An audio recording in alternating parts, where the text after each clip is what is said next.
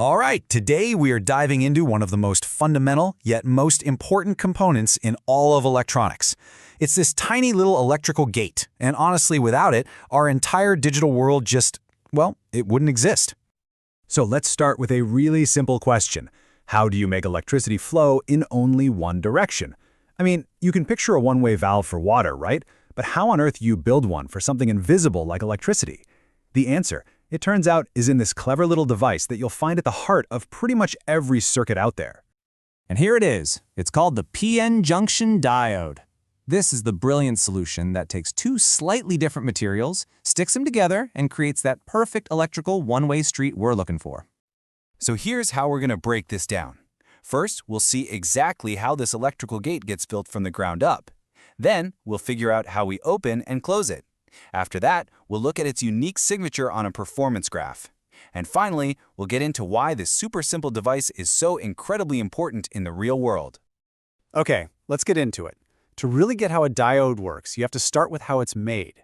And it all begins with bringing two very special but different materials together. So on one side, you've got what's called P-type material.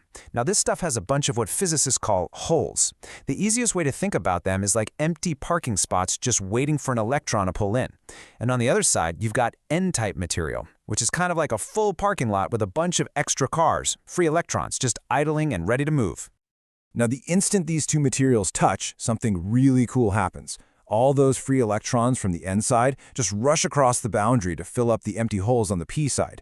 This little migration creates a very thin layer right there at the junction that gets completely emptied of any free-moving charges. And this zone has a name. We call it the depletion region. And this depletion region? It's way more than just an empty space. It actually becomes an electrical barrier. It sets up its own little electric field that acts like a wall, stopping any more electrons from crossing over. So in effect, the diode has just built its own gate, and then slammed it shut. So we've got a closed gate. Pretty useless on its own, right? But what if we want to open it? Well, we need a way to control the flow. And we do that by applying an outside voltage, a process that we call biasing. And how we control it is just beautifully simple.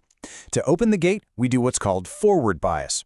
We just connect the positive end of a battery to the P side and the negative end to the N side.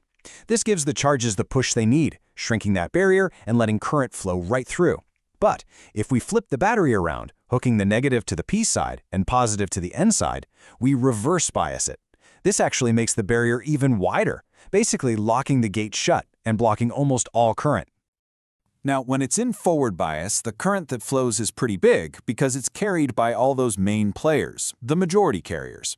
But when it's in reverse bias, that gate isn't perfectly sealed. A tiny, almost insignificant little trickle of current can still sneak through.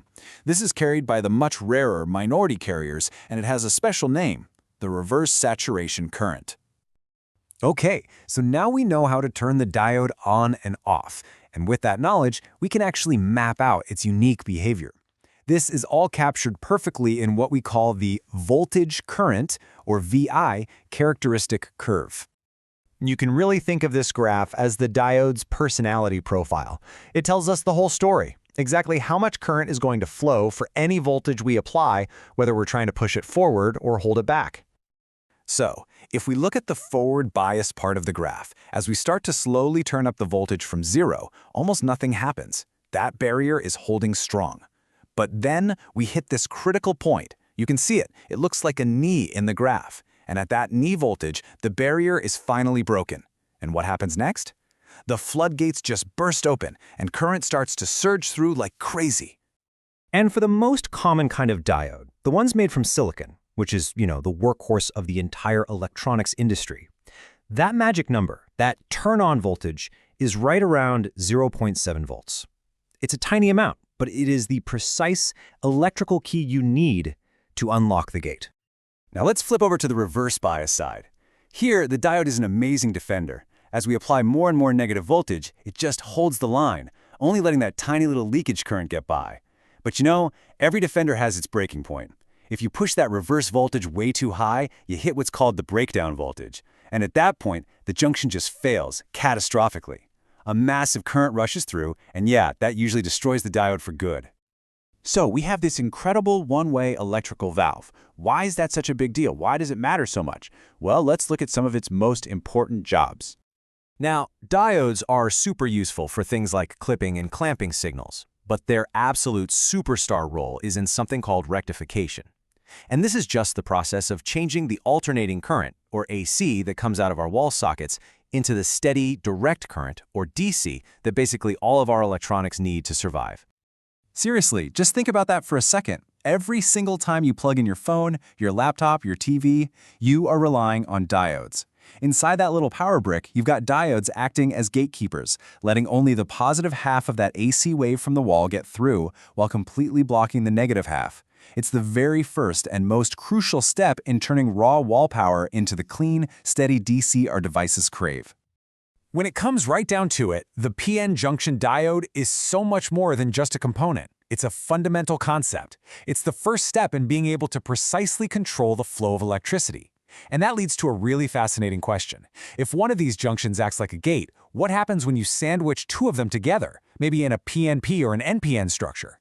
Well, when you do that, you build a transistor. But that is a story for another day.